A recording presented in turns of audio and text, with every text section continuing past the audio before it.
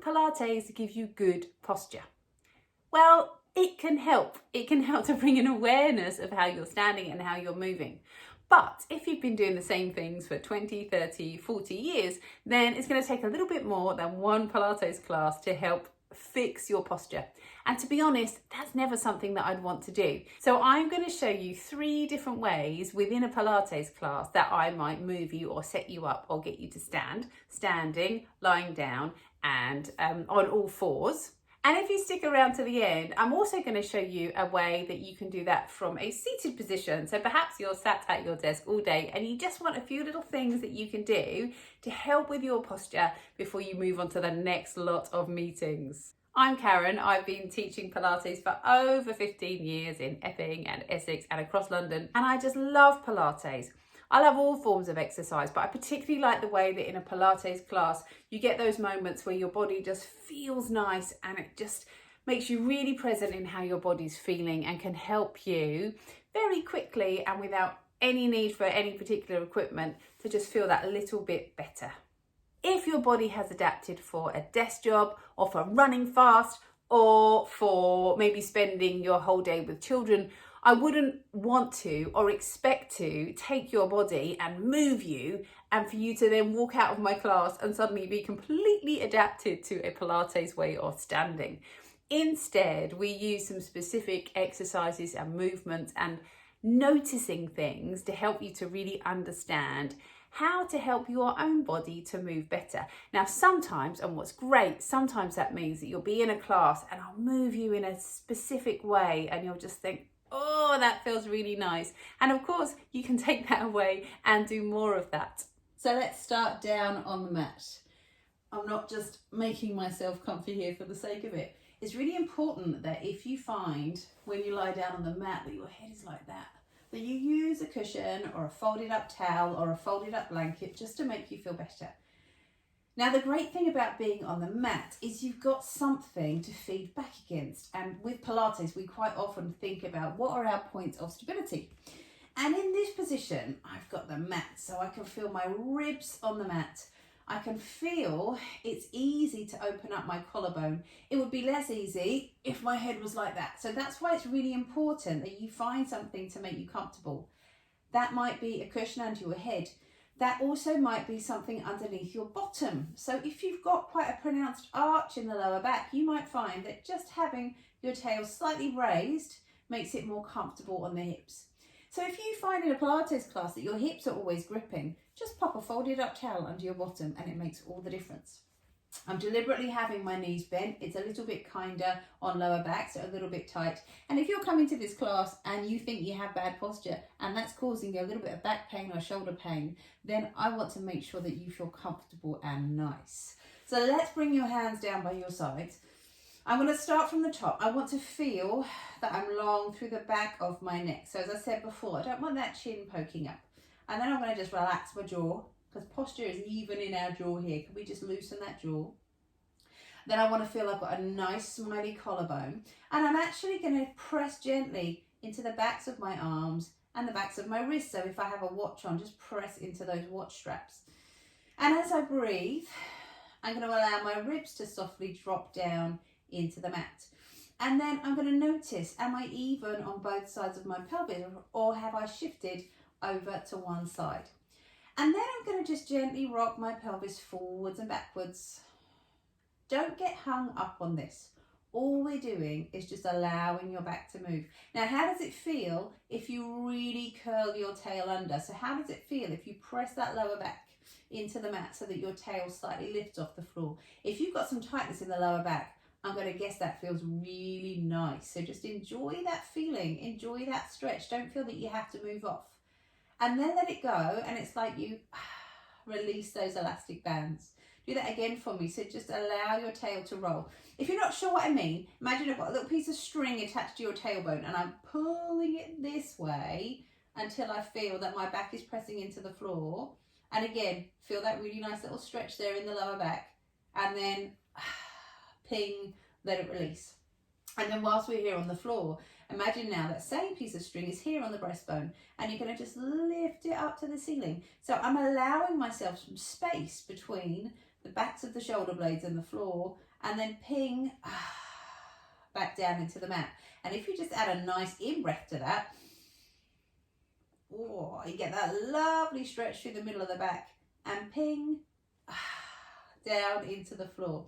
So spend a little time playing with those positions, that long neck, that movement through the front of the ribs, that connection of the ribs down with the floor, that evenness across both sides of the pelvis, and those lovely little arches in the lower back. So you can feel, if you think about it, you're just opening those gaps in the spine, and then let it go. Have a little play with that and see how that feels on your body.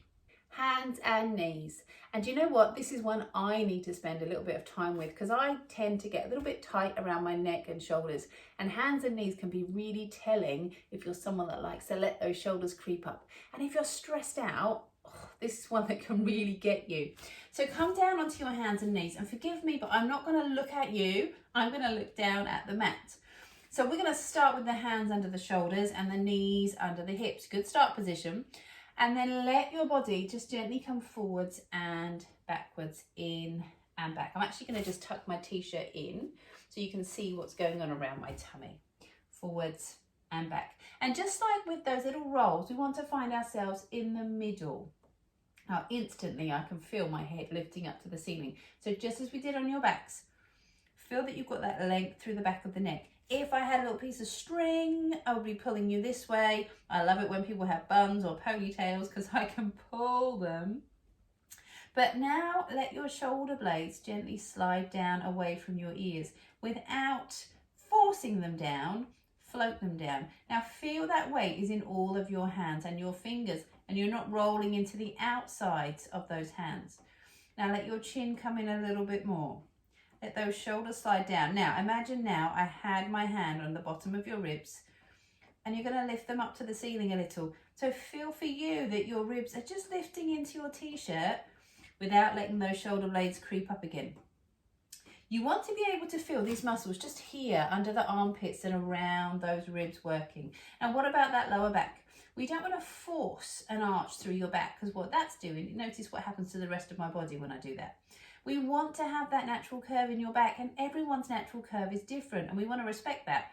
So allow your tailbone to just go away from you. Think about the energy going this way. Allow those ribs to gently lift up towards the ceiling. And again, allow those shoulders to creep down and feel those underarms working. And add some breath to that. We're going to breathe in.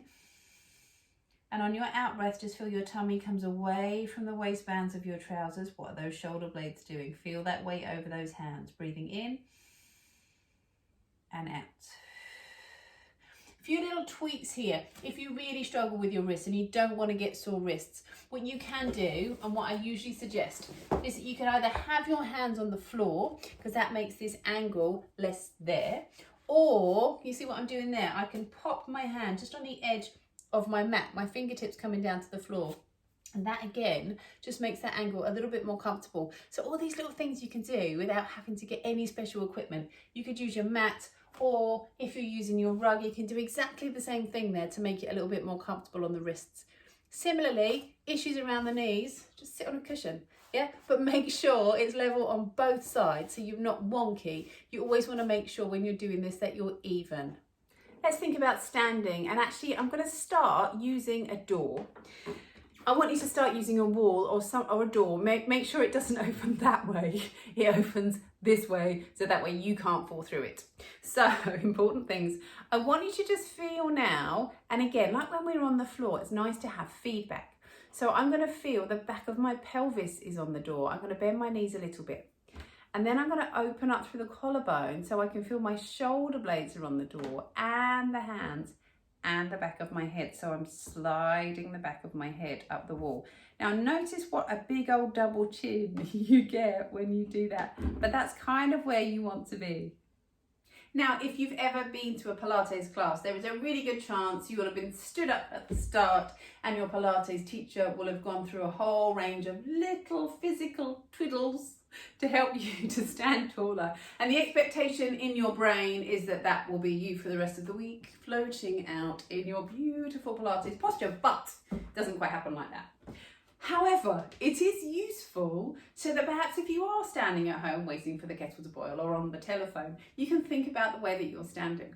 So we're going to just bring your feet underneath your hips here and just gently roll forwards and backwards. And incidentally, there is a setup video on my channel where I go through this as well. So we're going to come forwards and backwards. And then as you stand here, try and feel you spread those toes out on the floor and feel you've got a little lift through the arches of your feet. Now lift on up through the back of your head, just like we did when we were lying down. Think about that wall being there as well when we were standing, and we're just going to lift up this way. Handy bun head today, just for doing this. Then those collarbones are open. However, what tends to happen when we do that is that bum sticks out. So we're trying to feel you've got a little control over those ribs. We're going to draw those ribs in, and we're going to send your tail down to the floor so you feel that those hips just pick up into your ribs and you get this connection through the tummy. So those ribs are in, the collarbone is open, the middle fingers are down at the side seams of your trousers, and you can just feel a little connection through the insides of your thighs lifting up.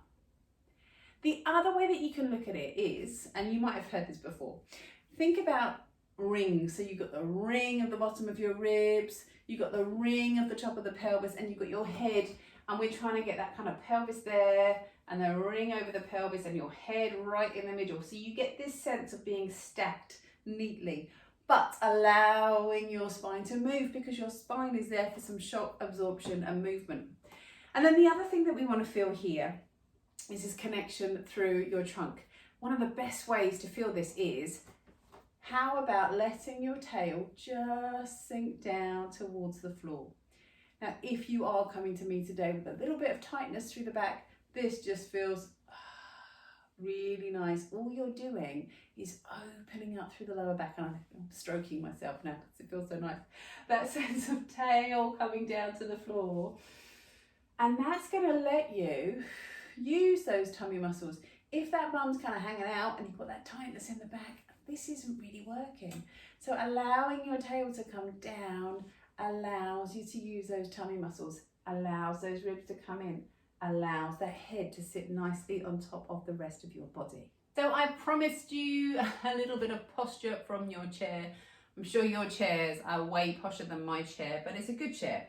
And the first thing we want to do, and the reason I'm popping that little squidgy ball down on the floor, is I want you to sit your bottom into the back of the chair and your back onto the back of the chair, and make sure your feet can be flat on the floor. Now, I'm not particularly tall, so I need something underneath my feet to just feel much more connected. Otherwise, I'm going to forever sit forwards onto my chair and I'm going to have that aching in my lower back and my neck, which I do, by the way. So let your feet come onto that ball, and instantly that feels so nice. And I wish I now did this every day, and now I'm going to do it every day. So allow your ribs to come into that chair. And now what's happening through those shoulders? Let them come back. Let that head just lift up towards the ceiling. And can you feel already your thighs have to work a little, your tummy has to work a little, your hands come down by your sides. Obviously, I'm being very practical here.